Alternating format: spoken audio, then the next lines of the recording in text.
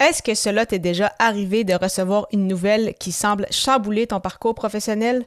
Une fois le choc encaissé, comment est-ce que tu t'es servi de cet échec pour grandir? Je te raconte mon histoire dans cet épisode.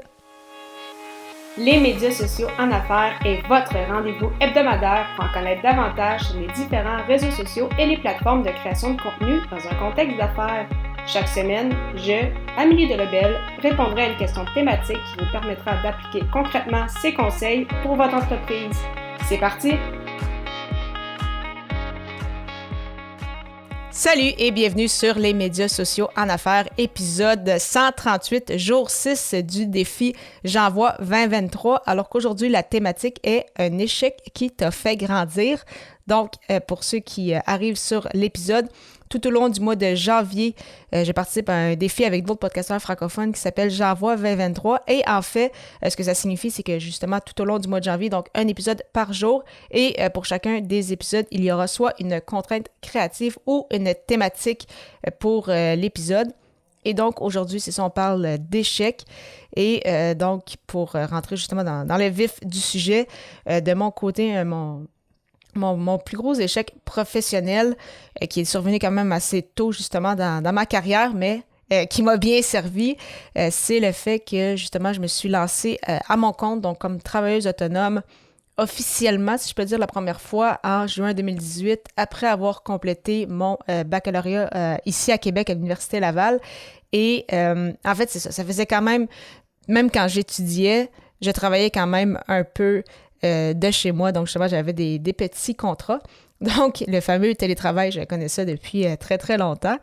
Et justement, donc, en juin, une fois que j'ai officiellement terminé mes études, j'ai donc, un de mes contrats, en fait, m'a donné beaucoup plus d'heures, puisque justement, là, je m'étais lancée à mon compte officiellement et je n'avais plus à étudier. Donc, je pouvais me consacrer temps plein au travail. Et ça a duré comme ça pendant plusieurs mois, jusqu'à environ au mois de mars-avril, où justement la personne m'avait expliqué que elle retravaillait un peu son entreprise, elle avait besoin de prendre un peu de recul pour justement être en mesure de mieux solidifier sa base et donc qu'elle n'allait plus avoir besoin en fait de moi autant de nombre d'heures. Donc, j'ai passé avec cette personne-là justement d'un contrat de 30-35 heures semaine à 5-10 heures semaine à peine. Donc, bien évidemment, ça a été quand même un dur coup parce que quand tu as un seul contrat de 30-35 heures avec peut-être, c'est ça, un autre contrat de 5 heures puis quelques heures ici et là, disons que ça fait très, très mal. Et à ce moment-là, justement, j'habitais en fait avec ma belle-mère et mon copain chez elle. Donc, on a pu quand même profiter, c'est ça, d'une année un peu tampon, si je peux dire, après mes études pour ramasser des sous avant de partir en appartement, justement, en juillet 2019. Donc, on avait déjà signé le bail, etc. Et donc, je voyais justement tout ça, cette nouvelle vie-là qui arrivait. Et je me disais que j'ai pas le choix de me trouver une job parce que je peux pas me permettre de travailler 5 heures par semaine pour payer par la suite un appart et là, commencer vraiment une vie d'adulte officiellement, si je peux dire ça comme ça. Et donc, j'essaie de trouver, oui, des contrats ici et là, mais après un certain temps, quand je voyais que ça avançait pas au rythme que je voulais, je me suis dit, bon, ben, c'est peut-être un signe et je vais m'essayer vraiment comme employée. J'ai donc fait plusieurs entrevues.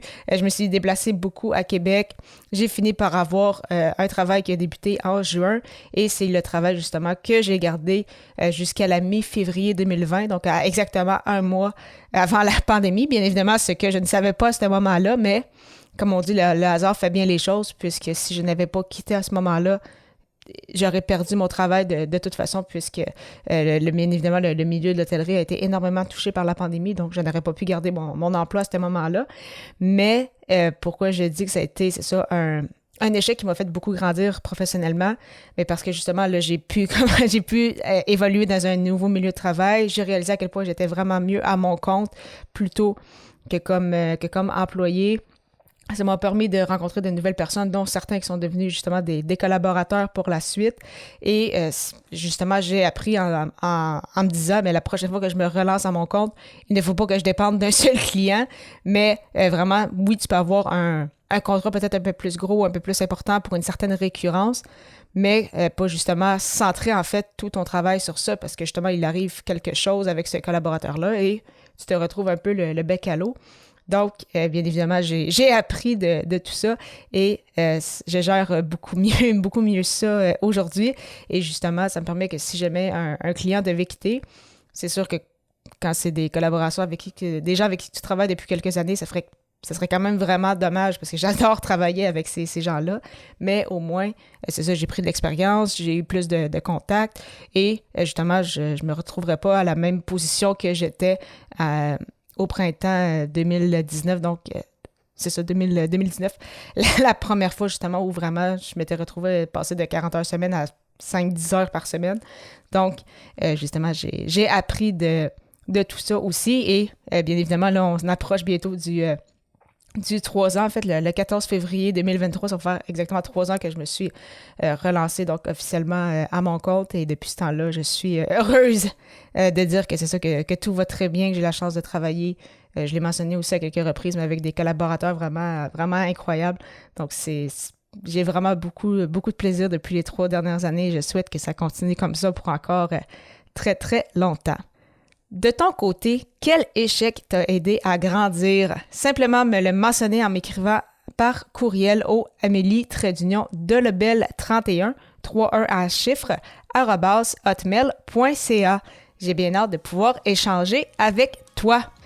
Je te retrouve dès l'épisode 139 pour la 7e émission de J'envoie 2023, alors que le sujet sera « Comment rester inspiré ». Au plaisir!